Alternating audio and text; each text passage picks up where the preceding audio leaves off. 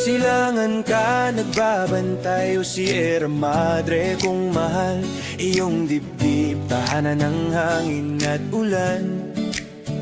Sa bawat tunos na dumaraan, ikaw ang unang lumalaban. Yakap mo'y kalasag ng aming bayan. O Sierra Madre, dakilang panangga, tagapagtanggol sa bagyong nagwawala. Sa bawat patak ng ulan, buhay ay naliligtas. Salamat sa'yo'y nanang kalikasan. Habang ang bansa'y umuulagan, may sugat ka na rin, pinuputol ang iyong puno. Sinasaktan ang kagubatan, ang gintong inaasam. Kapalit ay dalubyo, mga bundok na kalboluhan ng bawat Pilipino. O Sierra Madre, dakilang panangga, tagapagtanggol sa bagyong nagwawala. Kung wala ka na, saan kami pupunta? Ang tahanan naming sagrado'y mawawala. Tigilan na sana ang pagmina at pagputol bago pa tuluyang ikaw ay maglaho. Alagaan ka namin, naming panata, upang bukas may liwanag pa. O Sierra Madre, aming sandigan, sa gitna ng unos, ikaw ang tahanan. Hanggang sa huling hinga ng aming bayan, pangako'y ingatan ka ng aming pagmamahal. Kalikasan ay buhay, buhay na dapat mahalin. Sierra Madre, o dakilang bundok, salamat sa iyong pag-ibig. Sa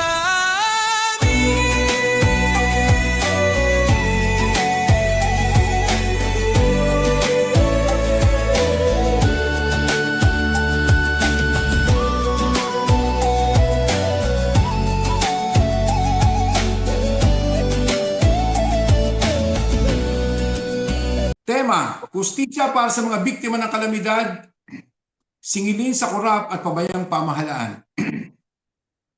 Nakakapanghina ang mga nakikita nating malawakang pinsala na dulot ng kalamidad, partikular ang bagyo at baha.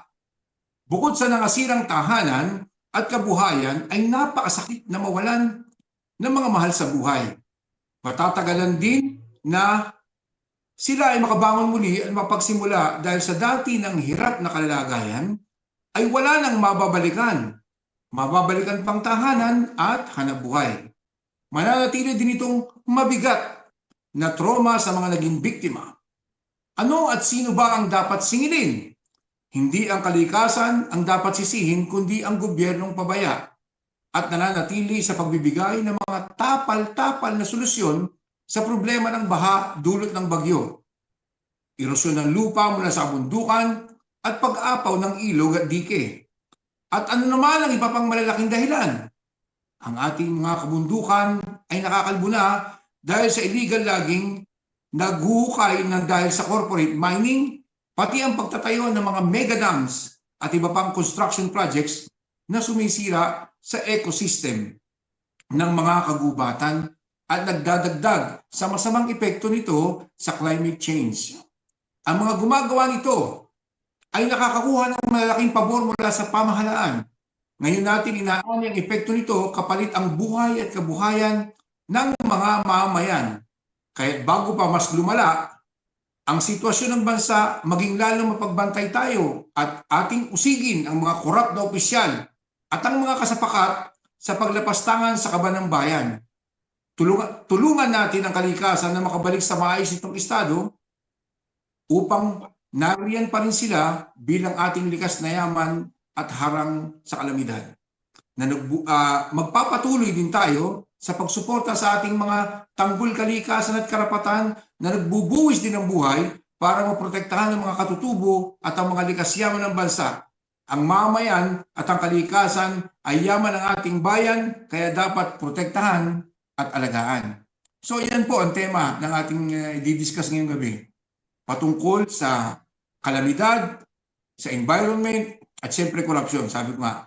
So huwag natin patagayin. Kap Loida, please introduce our guest for tonight para maumpisahan na natin yung mga paghihimay sa mga isyong ating tatalakayin ngayong gabi. Okay, maraming salamat. Kotang-kota na sa issue pa lang natatalakayin. Okay, wag na natin patagalin. First time sa ugnayan sa Himpapawid, walang iba kundi si Ned Taguinay, isa siyang writer and youth activist for the defense of land and resources, Caldera People's Alliance. Sir, good evening po at maraming salamat sa panahon at oras na makasama ka ngayong gabi. Good evening din po. Welcome sa ugnayan sa Welcome Himpapawid. po, welcome. Kasama Ned. Ned. Kasama rin natin ngayong gabi yung mother ng kaibigan mo na si Bazu, at talagang nag-request ang ating kasamang dis na kung maaari ay makasama siya ngayong gabi dahil ikaw ang guest namin, dahil gusto niyang something special para sa kanyang programa ito dahil nandito ka na ngayong gabi kasama namin. Alam naman natin na talagang masalimuot itong usapin ng kalamidad ng environment. Sabi nga kanina, kumukulo sa galit ang puso't damdamin ng mamamayang Pilipino dahil sa nangyayari. Matanong muna namin, bago natin talakayin ang isyong ito, nasan ka ba ngayong oras na ito? Ikaw ba ay nasa labas ng bansa? Ano bang mga aktibidades na ginagawa mo sa oras na ito?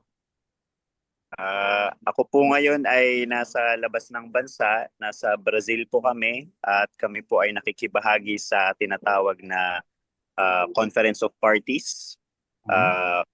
At ito po ay nasa 30th na niyang lunsad, kaya po ito ay COP30. Pandaigdigang kumperensya po ito na isinasagawa ng UN hinggil sa pagbabago sa klima. Medyo mabigat, ano? Malalim to, malalim. Bato na kayo ng mga tanong, mga kasama, mga ladies. Pwedeng mauna na ako? Sige. go. Okay. Ned, alam kong noon mo pa talaga mission ito at advocacy yan tungkol sa kalikasan sa ating mga katutubo sa Cordillera. Sino-sino ba yung mga kasama mo ngayon dito? Sino yung mga attendees o participants nitong UN Climate Change Conference na ito, at pwede bang magbigay ka ng updates at ano yung action agenda nito? Sige po. Bago po yan, maraming salamat po, Manang. At alam mo, nangingilid ang luha ko. Totoo. Katatapos ko lang po sa isang aktibidad, tapos kataon lang na ibahagi ko dun yung kwento ni Bazu, kaya po na andito po kayo ngayon.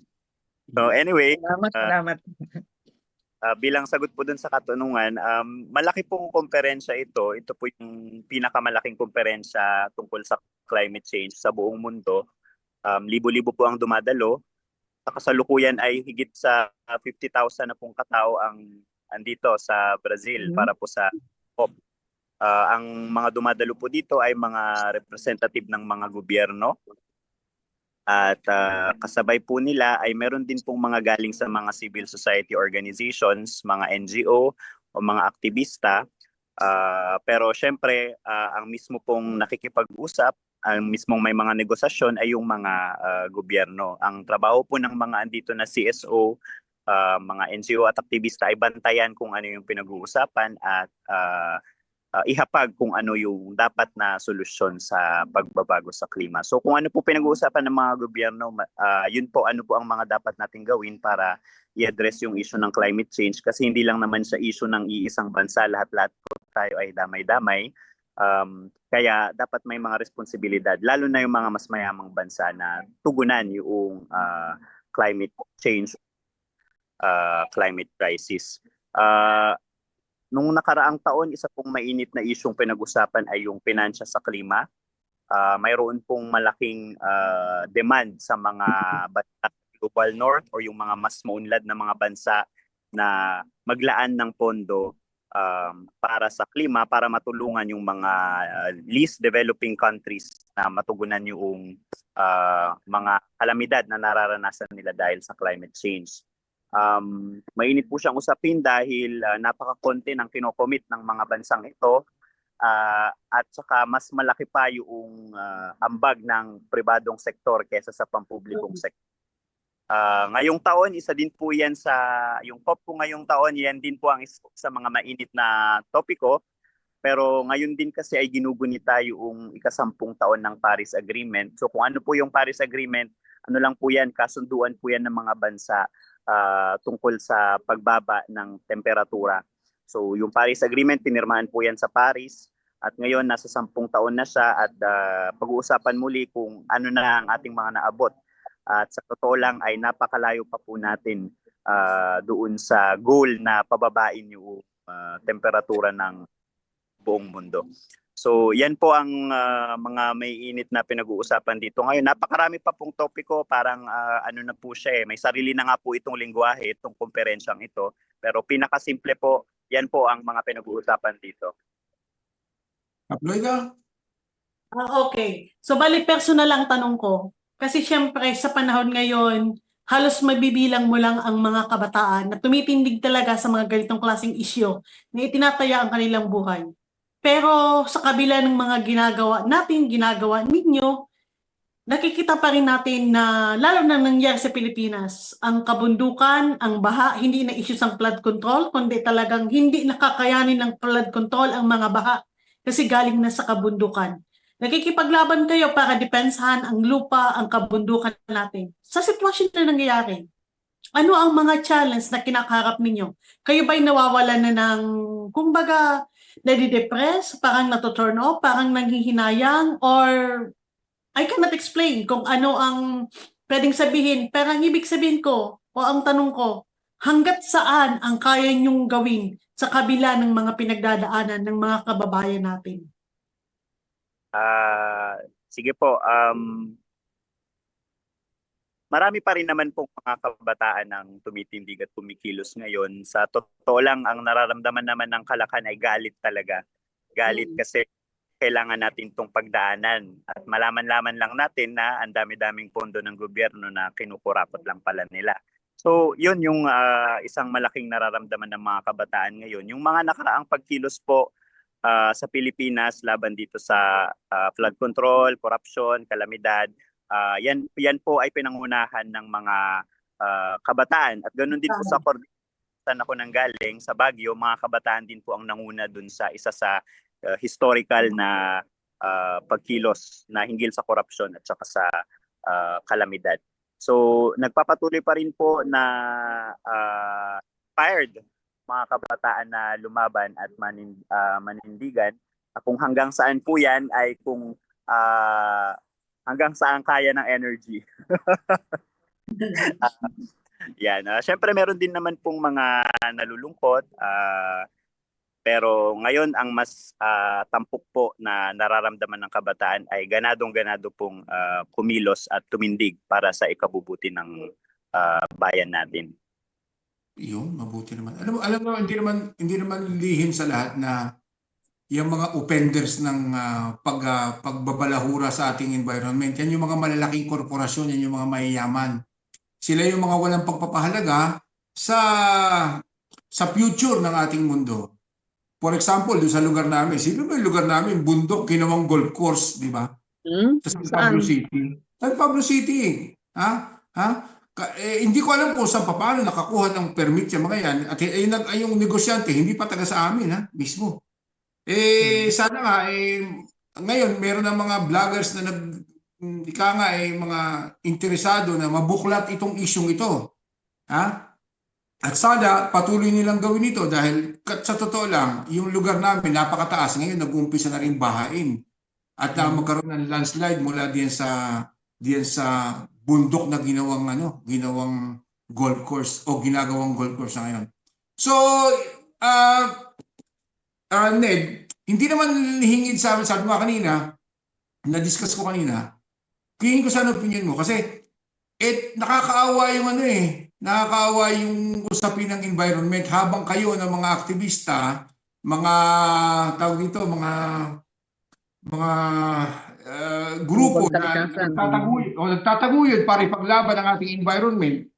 Ito mga nasa gobyerno at saka yung mga politikong inihalal natin, sila ba yung mga pasimuno sa paggamit para sa sarili nilang interes ng mga sakuna at kalamidad. Hindi naman lihim sa ating lahat na yung COVID, di ba? Isa yung kalamidad, isa yung sakuna na nangyari sa ating bansa. Pinagkakwartahan pa yan ng mga politiko na kaupo nung panahon na yun. Yung face mask, di ba? Kung ano-ano pa, yung bakuna na halagang 500 pesos lang, binayaran daw nila ng 3,000 pesos each. Magkano tinubo ng mga 2,500? Ilang milyong bakuna yung ginamit sa atin, di ba?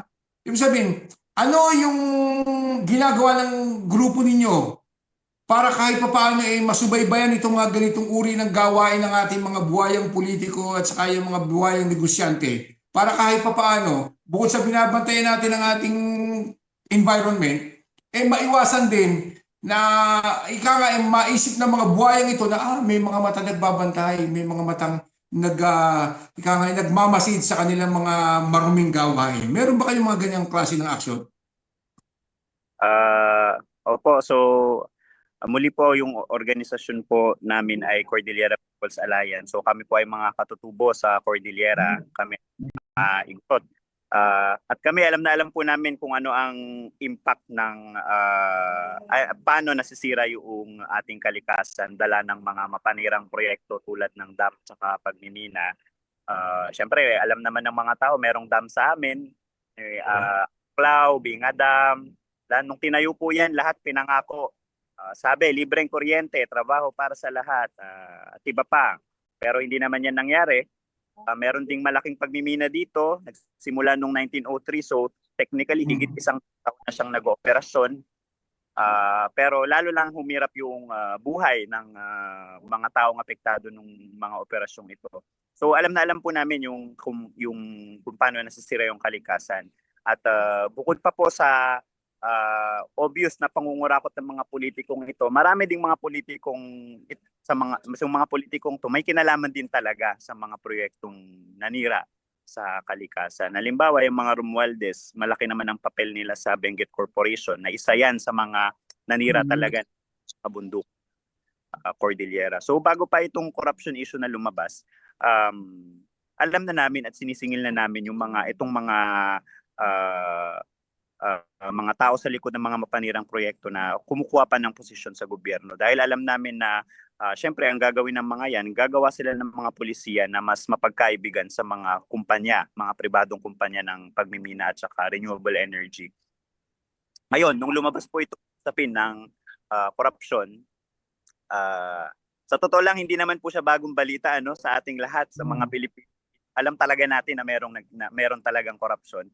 Pero nung nakita lang ulit natin kung gaano siya kalaki, kung ano yung scale ng korupsyon na nangyari, at flood control pa lang iyon. Kaya talagang ang unang demand, pati sa amin, ay singilin yung mga corrupt na yan at saka panagutin mula sa tuktok.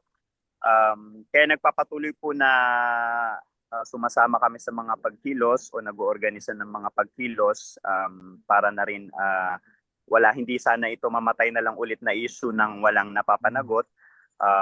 Marami din kaming mga isinasagawang mga pag-aaral kasama yung iba't ibang mga organisasyon din na anti-corruption na parang tinitingnan din natin na sige, kung ganito kalaki yung sa flood control, paano naman pa kaya sa iba? Para lang maipaliwanag din pa sa iba nating mga kababayan na talagang ito ay systemic problem ng Pilipinas. Asahan pa po namin actually na marami pang pangalan yung madadawit. Sa Cordillera, sa amin na nadawit na yung congressman na si Eric Yap, pero alam namin na sa mga kwento-kwento, ano pa yan, talagang malalim yung network ng korupsyon na yan at marami talagang madadawit na pangalan. Kaya dapat managot yung mga taong iyon. Pero sa lahat ng ito, pwede rin kasing ginagawang palabas lang yung ang mga hinahabol nila, yung mga mas maliliit na politiko. Pero sa totoo lang naman talaga, ang numero unong may kasalanan nito ay yung presidente kasi siya naman ang pumirma ng mga budget na yan. Hindi siya pwedeng rin na, na hindi niya alam na kinukurakot yung pondo. Alam niya talaga yan. At ngayon lang, dahil meron siyang political agenda at gusto niyang tugisin yung kanyang mga karibal sa politika, kaya ginagamit niya rin itong issue ng corruption. Pero yon, at the end of the day, isa siya sa mga dapat managot. Kaya yan ang numero uno nating demand, no? Hindi sana ito matulog na issue tulad ng mga nakaraan pa na ilang buwan lang tapos investigasyon, napakahabang investigasyon tapos kakalimutan na lang, ganyan. Kaya tuloy-tuloy na pagkilos, yan po ang ating gagawin. At saka tuloy-tuloy din na pag-expose pa nitong corruption. Hindi lang sa kalamidad, kundi sa iba pang serbisyo ng Yung ladies, Pwede nang tanong ako, Ned, ano ang update ngayon sa Benguet, yung dun sa Crescent Mining Development Corporation tungkol sa pagmimina nila? May update ka ba doon? Opo, so dugtong po dyan, so binanggit ko nga po kanina, parang 100 taong pagmimina na ang naranasan sa Benguet. Pero marami pa rin silang gustong ipasok. 107 mining applications po meron sa amin ngayon. Isa po dyan yung sa munisipyo po ng Mangkayan, 2 barangay po ang apekto. Ngayon, nagpupumilit itong kumpanya na ituloy nila yung kanilang exploration. Paano po ba ginagawa yung exploration? Yung method po nila ay drilling. So, bubutasan po nila yung mga bundok para tignan kung ano yung mga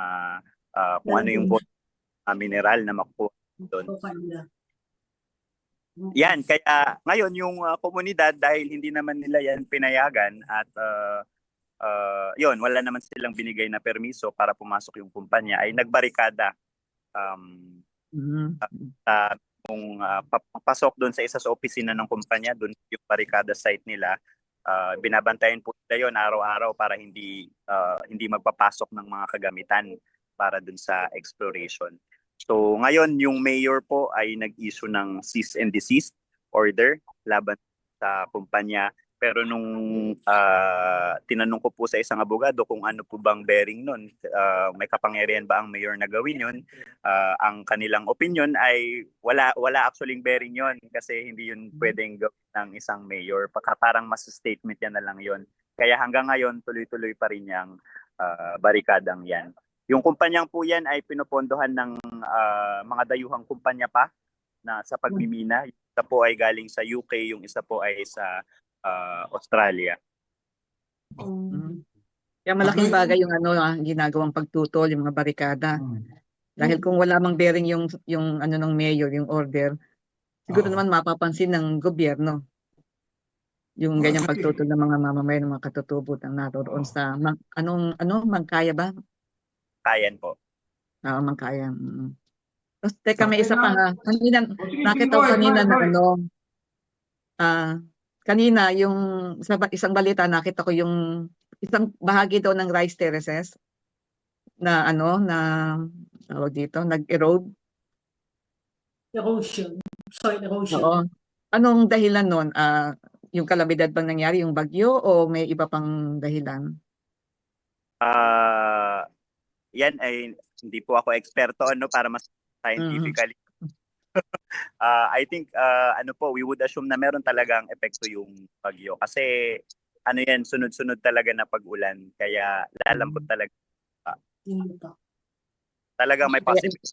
Inihingi na nga nila ng tulong para maisaayos daw dahil na siyempre isang parte ng natin yan, ng turismo. Dinadayo talaga yung Banawe Rice Terraces. Kaya pag nakita mong hindi naging maganda na sa paningin, nakaka-apekto na sa turismo ng lugar. Diyan po ako nung bata po ako. Diyan po kami nakatira sa Banawe. Napuntahan ko yan nung nakaraan. Yan, nakita. Tapos nakita ko rin yung ibang mga pating nakalbo na lugar. Ganun. Yan, laki talaga na nangyayari na sa sa Cordillera. Maraming panig ng bansa. Ha? Hindi na sa Oo. Cordillera. Lagana talaga yun. Kaploida, may tanong ka? Hindi, Sir Ned, hindi lingid sa kaalaman natin ang nangyari kay Baso. Na hanggang ngayon, patuloy nating hinahanap. Patuloy tayong nananawagan na kung pwede ilabas, isauli, o ibalik siya. O kung baga palitawin. Sa pinagdaanan ni Baso, may pangangamba ka bang nakakamdaman? O kayong mga kabataan na parehos niyang lumalaban para sa pagtaguyod ng kaligtasan ng ating kapaligiran, ng ating kalikasan? May pangangamba ka bang nakakamdaman? O kumbaga, anong iniisip mo? May posibilidad ba na pagdaanan mo rin ang bagay na ito? Or ano ba ang, kumbaga, free ka pa ba na gawin mo ang mga bagay na gusto mong gawin sa kabilang ng mga pinagdadaanan ng mga kabataan katulad mo? Dahil hindi naman yun natin hindi lang siya, alam natin na marami pang mga kabataan ang lumalaban na minsan pinepersonal ng gobyerno na sa halip nga matuwa ang gobyerno dahil may mga kumakalampag na mga tulad nyo o mga tulad natin. Pero parang yung sitwasyon na pinagdaanan niya, wala ka bang nakaramdamang takot o pangangamba sa buhay mo? Sa mga ganun? Pre ka pa rin bang gawin ulit o kung baga walang hesitation? Ned? Sige po. Malalim yung nung tanong Pwede personal. personal. Pero sa amin po, kung kami po, lagi naman po namin hinahanda yung sarili namin sa mga pwedeng mangyari. Kasi alam naman natin kung gaano karahas yung gobyerno. Pero pag nangyari na po siya, sa totoo lang, iba din talaga yung epekto niya. Bukod sa syempre pangamba, meron ding takot sa isang banda. Mga normal po yan na maramdaman ng mga tao. Nung nangyari po yung kay Bazu, syempre grabe din po yung pangamba namin sa kanya. Ano kayang pwedeng nangyari? Nasa na kaya siya? Yun. Kaya nandyan po yan, hindi po talaga yan mawawala. Bahagi po yan ng buhay ng isang aktivista. Ngayon siguro ang lang po namin kailangan nating magpatuloy para sa mga susunod na henerasyon ay hindi na nila to maramdaman. Na sana wala nang ganitong takot din at wala nang ganito pang mangyari. Kaya po tuloy pa rin po yung ating laban. Siguro sa sa iba pang bahagi ng mga advokasya natin, nagtatry tayo ngayon na magpasa ng mga lokal na batas na nagproprotekta sa karapatang pantao. Kung sa Baguio, nagawa naman natin yon. At sana magawa rin yan sa ibang panig ng Pilipinas. Yan. Pero para kahit papano ay merong panghawakan yung mga susunod pang henerasyon ng mga na may ganitong batas, may ganitong dokumento. Yun po. Yun kasi ang objective nila eh. Kaya nila ginagawa yung mga ganyang pag-abuso at pagdukot at sa ating mga aktivista. Ang objective talaga nila, takutin tayo, manahimik tayo. Parang wala na magsalita at magbulgar ng mga kabuktot ang ginagawa nila sa lipunan. Diba? Karagdagan tanong lang, alam mo, Ned, hindi naman lihim sa atin lahat itong nakaraang bagyo ng uwan. Naging trending yung Sierra Madre, kaugnay ng ating opening song, nagsasabing ito raw yung humarang sa hangin at ulan na dapat sana ay humampas sa kabuuan ng Luzon. Bilang isang environment expert, masasabi ko eksperto ka dyan, meron ka bang datos na maibabahagi sa amin sa kasalukuyang estado ng Sierra Madre? Ito ba ay bundok ng Sierra Madre? Ito ba ay intact pa rin o anong bahagi nito ang nasira na at sinisira ng mga walang hiyang mga tagasira ng ating kalikasan? Dahil hindi naman obvious kinakalbuyan ng mga walang hiyang mga magtutroso diyan kaya yan nagiging controversial din yung usapin na yan. Nakakatakot para sa mga tulad namin na pinoprotektahan ng bundok ng Sierra Madre. Kung ano magiging future namin pagdating ng mga darating pang ikangay sakuna, bagyo, malalakas na hangin at kung ano-ano pa. Meron ka bang datos diyan sa kasalukuyang status ng Sierra Madre? Please, paki-share. Kung pasensya na po sa maingay na paligid, No pero problem, okay lang, okay lang. kung numero, wala po akong maibabahagi ngayon, pero Hmm. alam po natin na yung Sierra Madre ay meron din siyang sariling mga kinakaharap na issue sa pangangahoy, mga threat sa pagmimina at saka sa dams. Yung isa sa mga pinakatampok na threat talaga sa kanya ngayon, yung gusto ding idam mga Oo nga. areas, Sierra Madre.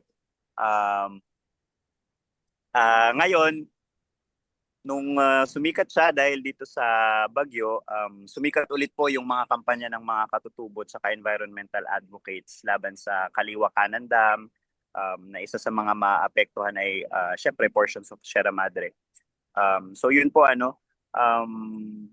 yung sa usapin naman ng bagyo, may mga iba't ibang scientificong opinion po ngayon. Kasi ang bagyo naman humihina siya pag lalo siyang lumalayo sa dagat. Kaya yung pag humampas siya sa bundok ay hindi necessarily humihina yung bagyo. Pero definitely ay meron siyang tulong. Lalo na para hindi mabaha yung mga nasa lowland areas. Kaya meron pa rin naman talagang malaking epekto para i-manage yung epekto ng typhoon. So opinion mo doon sa bilang isang environmentalist, yung sinasabi na nabanggit mong dam na gustong gawin dyan sa Sierra Madre. Yung kaliwa Ito ba dam, ay ano ba, magkakaroon ng, ito ba, Dam. magkakaroon ba ito ng positibong epekto sa kalikasan at saka sa ating mga mamamayan o ano? Give us your opinion para malaman, ikakay, dagdag kaalaman sa mga taong nasa kapalibutan ng bundok ng Sierra Madre. Magiging maganda ba epekto nito? okay po. Yung babanggitin ko po, hindi na po opinion. Karanasan na po ito ng Cordillera. Sige. Better. Kung kami lang, wala po yung magandang maidudulot talaga. Ang dapat suportahan po, pwede naman po kasi yung mga maliliitang mga dam projects Sasapat naman talaga po yung mga yon. Yung ang napakalaki-laki na akala mo ba ay parang buong Pilipinas hanggang karating na bansa ay bibigyan ng kuryente. Po yan appropriate. Ano po talaga yan Kita lang po talaga ang habol dyan. Kaya yun po, gusto talagang magka-kuryente o magkaroon ng mas safe na source ng enerhiya, meron na pang maliliitan na mga pwedeng gawin Kaya yung dapat lang po talagang tutulan kasi po yan, may malalang epekto po yan sa kalikasan. Pagbaha, sedimentation, siltation, tapos syempre may mga komunidad din na ma-displace. Tulad na nangyayari sa Bulacan, hindi ba? Opo. Sa amin yun, sa amin.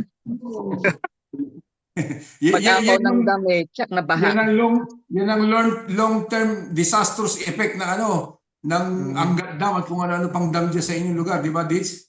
Hindi, sabi nga, baka daw may ilang bayan na mawala sa mapa.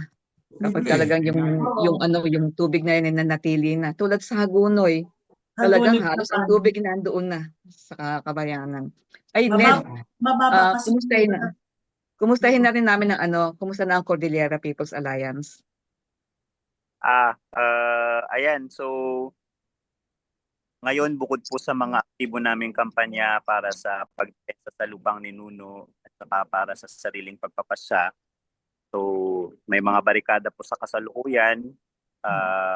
Patuloy din po yung iba't ibang mga lobbying and advocacy actions pa sa ibang mga komunidad na apektado ng iba pang mga proyekto. So andyan pa rin po ang Cordillera People's Alliance buhay na buhay bilang isang organisasyon.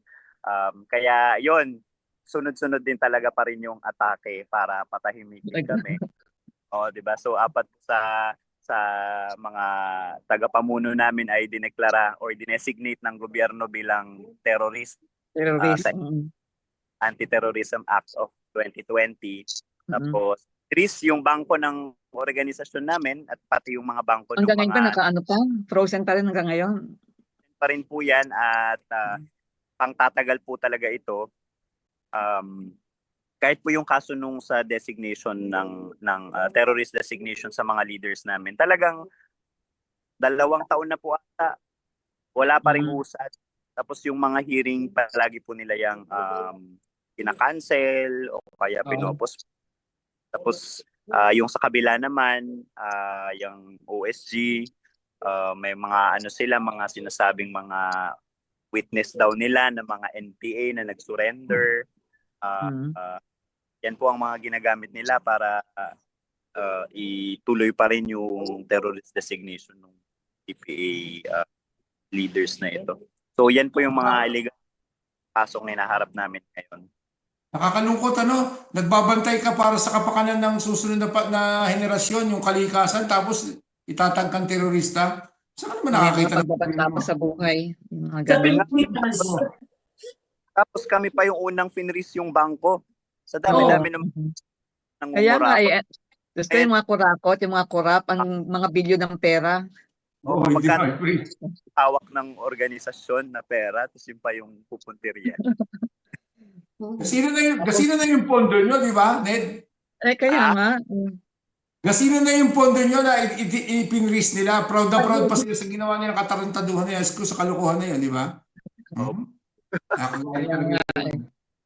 Pero kung maano po natin, ibig sabihin, kaya naman pala nilang gawin, di ba? Kaya Oo. dapat nawagan kasi kayang-kaya nila yan. Kayang gawin sa mga maliliit, pero doon sa mga malalaking na talagang mga korap, sila doon. Corrupt. Oo, wag sa mga organisasyon ng mga sambayanan.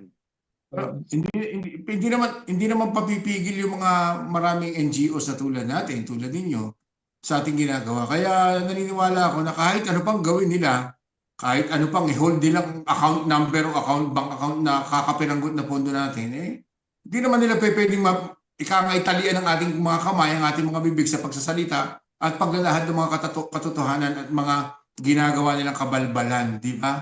Hindi nila kayang paurungin at takutin. Ladies.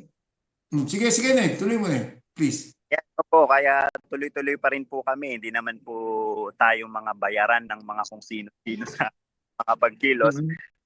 Ano ito, bahagi po ng ating prinsipyo at pamumuhay. Kaya hanggat andyan pa rin ang laban ng mamamayan, andyan pa rin ang CPA at ang mga iba pa pong mga organisasyon, mga mamamayang Pilipino. Tama. Ned, Ladies, sino ulit ang kasama mo ngayon dyan? Kasama ko po yung Secretary General namin, si Petang Dekdeken. Si Manang Sara. Kumusta mo na lang kami?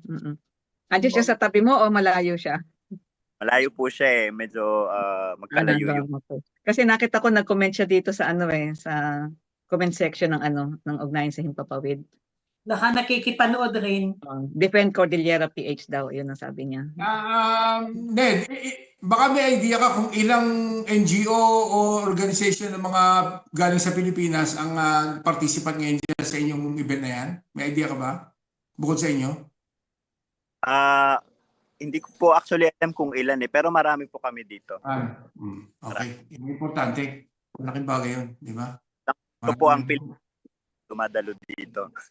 Ay sino ang mga government official na dumalo dyan? Government ng Pilipinas. Sino mga nandyan? Wala pa po kaming na mataas na official. Pilipinas? Wala po. Pero po Pilipinas, usually mga representatives po ito ng DNR. Okay. Pero ngayon wala po kaming na-note na may darating na na high level Philippine official. Si Kap Egay, teka, may tanong dito, ito. Pakitanong kay Ned, paano mo daw ikikwento si Baso? Paano ko po na Paano mo daw ikikwento si Baso? Paano mo ilalagawan si Baso bilang isang activist leader na tulad mo? Ayan, si Baso po, nakakilala kami sa college. So siya po ang kasabayan kong pumasok sa student council. So leader estudyante po kami. Sa totoo lang, wala kaming kaalam-alam kung paano kung ano po dapat ang gawin namin sa loob ng ganong institusyon. So sabay po kaming natuto. Tapos si Bazu, kilala ko yan bilang magaling talagang manunulat. Mahusay na magsulat. Mahilig siya sa music, mga kung sino-sinong mga banda. Yan, Oasis, paborito niyo po yan. Mhm. Oo. Yan, siya naman po ang naging BGYO. sa BGYO nung mga netong recent na lang. Itong ano na lang, oo. Opo, so Lady Gaga, yan, gusto din niya yan. ayan, Gaga, may mga albums po siya niyan, no? Tsaka yung pabango ni Lady Gaga, meron din siya. Yan, Ned, may tanong si isang kasama natin na taga Caserta dito sa Italy, si Caprene. Kung ang korupsyon ay nasa sistema ng gobyerno, paano ito masusolusyonan? Opinion mo daw sa pakay na yan. Pakulong. Nagulo. Saan ka umpisa? Ako, kung pangmatagalan pong solusyon, kailangan nating palitan ang tema natin ng Sistema mismo. pero kung sa budget po, ano po muna, tanggalin yung mga yan sa pwesto, dapat hindi sila yung mga nakaupo dyan. Baka walang matira. Oo nga po baka walang matira, pero mas Eh, maganda ano na lang, si Biko. koalisyon ng mga mamamayan na sila Oo. Yung mga talaga magsusulong, ano. yung gobyernong bayan po ba, ganyan. Mm. Kasi nagawa naman po yan ng ibang mga bansa. Hindi lang naman po tayo ang bansang may mga kurakot na opisyal sa buong mundo ay probinsya. So pwede po natin paghalawan ng aral kung ano yung kanilang mga ginawa. Pero mga ano po yan, mga siguro kapag medyo lumala na talaga yung kalagayan. Yun. Pero kung sa pangmatagalan, yun po, pag-isipan nga po natin, kailangan natin palitan yung sistema ng paggugobyerno. Oo.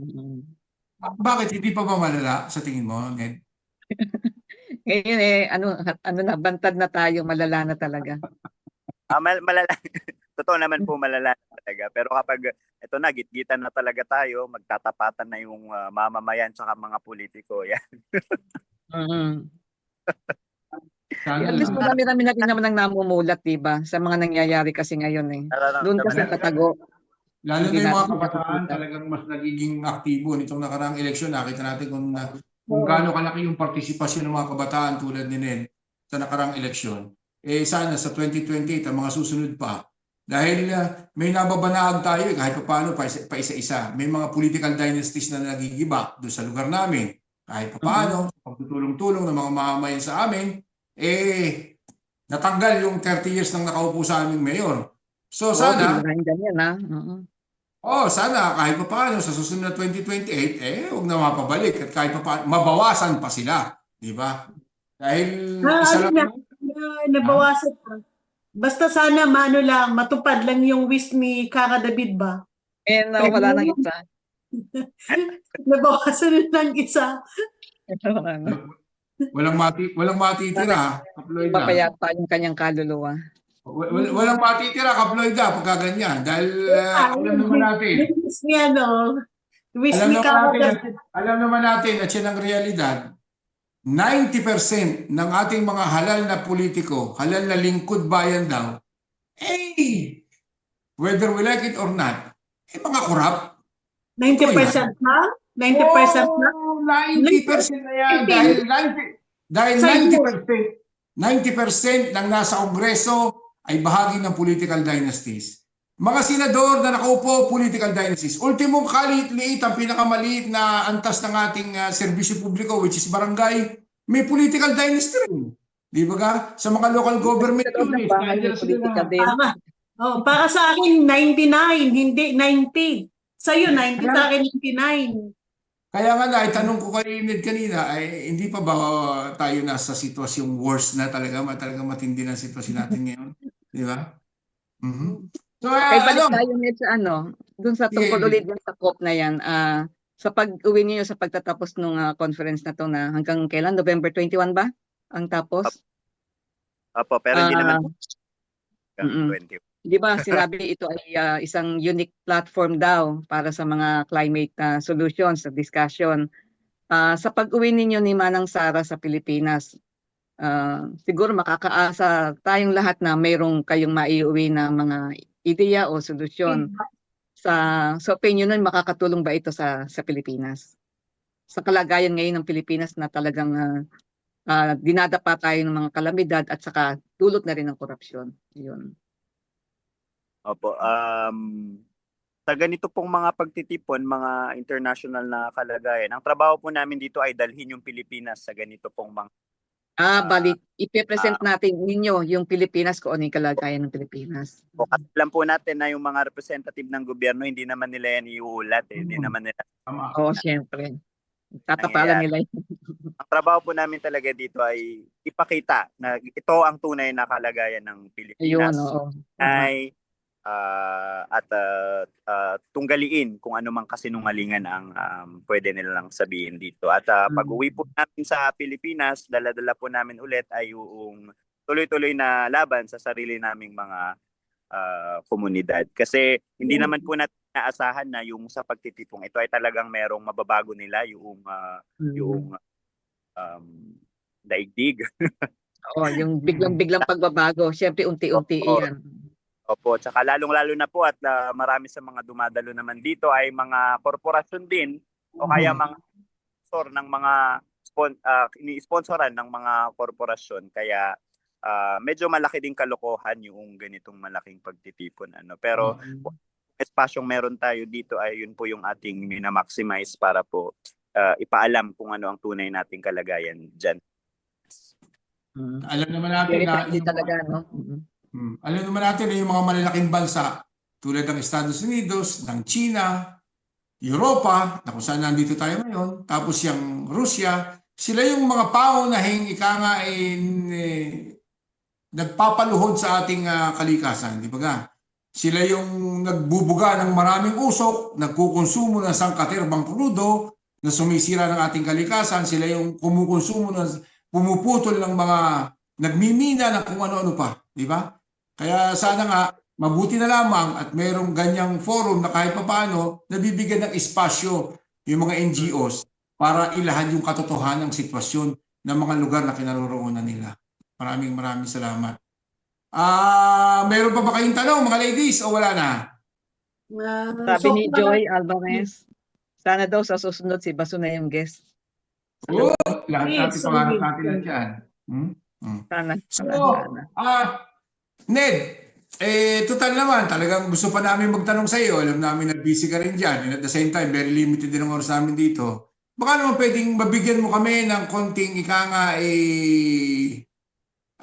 opinion at saka message sa ating mga tagapanood. Lalo na, wag na muna sa aming mga OFWs, sa mga kababayan natin sa Pilipinas na mga kapanood.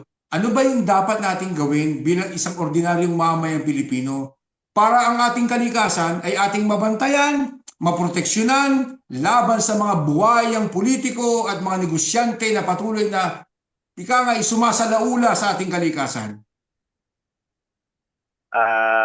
Yan, sa mga kababayan po natin, panahon na po talaga para kumilos po tayo.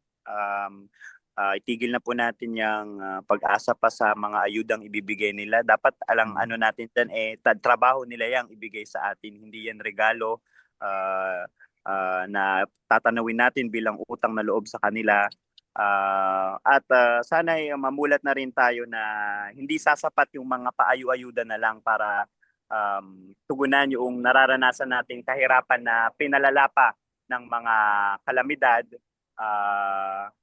ng mga itong mga sunod-sunod na bagyo.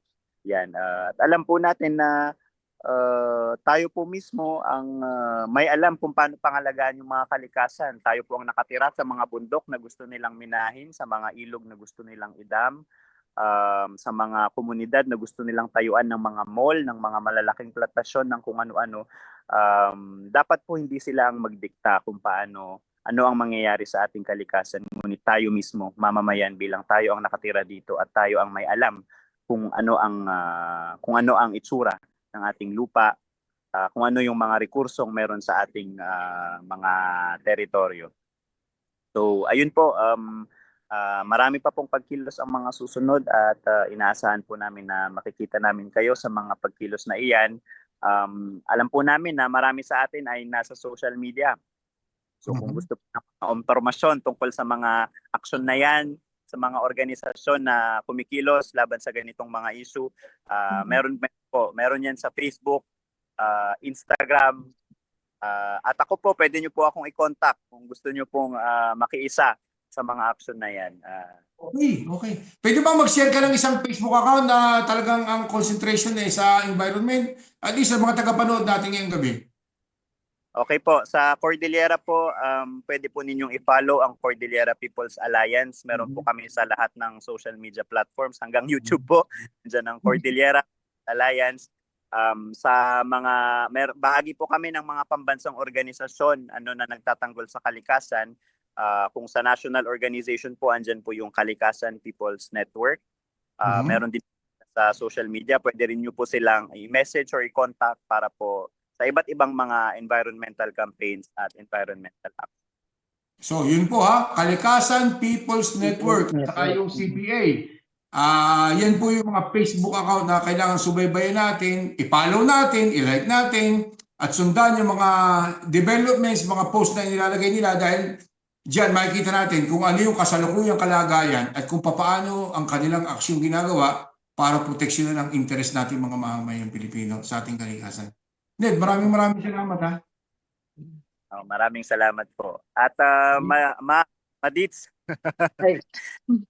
syempre inspirasyon pa rin po sa amin hanggang ngayon si Bazu, kaya Salamat. opo, gusto ko lang po ipaabot na sa lahat po ng ginagawa namin ngayon ay isa siya sa mga inspirasyon namin kung bakit kami nagpapatuloy. Yun lamang po. Salamat, Ned. Ingat kayo lagi, ha? Ingat kayo lagi. Pinaiyak mo lang sa mensahe mong yan. Anyway, totoo naman yan. Mag-iingat kayo lagi. Yun lang ang panalangin namin. Ingat. God bless you, Ned. Ingat kayo lagi at sana'y dumami pa ang pagkadami-dami mga tulad mo at tulad ng organisasyon ninyo. Salamat po. Salamat. Salamat po. Baka may mensahe ka. Kaploy ka. Ano po kuya? Hindi, naano lang ako kay Ate Detsa. Parang nawala ako, na-blackout ako. Parang na-block ako. Kasi ako, kahit ganito lang ako, medyo may pagka-sensitive rin ako. Ate, magpaalam na tayo kay Ned bago tayo mag-iyakan dito. Maraming salamat kay Ned. Oy, huwag kang madadala sa mga susunod pang mga panahon. Maimbita ka ulit namin, Ned. Huwag kang madadala na, although yung tawag dito, yung oras mo dyan, medyo tumutugma dito sa amin. Sana sa susunod, baka sa Pilipinas kasi usually, Madaling araw na. Madaling araw na. Alas 3 ng madaling araw. Baka naman pwedeng kalampagin ka rin namin pag nasa Pilipinas ka na, Okay, sige. Opo, sige po. Mabanggit kay Manong Windel. Baka ubrang siya naman sa susunod. Yan, mga kasama ninyo sa CPA, no? Wala pong problema. Pakipinsa na lang sa kanila, kay Manong Sarsa, kay Manong Windel. Saka sa iba pa. Sige, salamat. Good luck sa event na inaatiran nyo. Maraming salamat. Okay. So parang ganda, marami siyang mensahe na marami tayong natutunan sa kanya.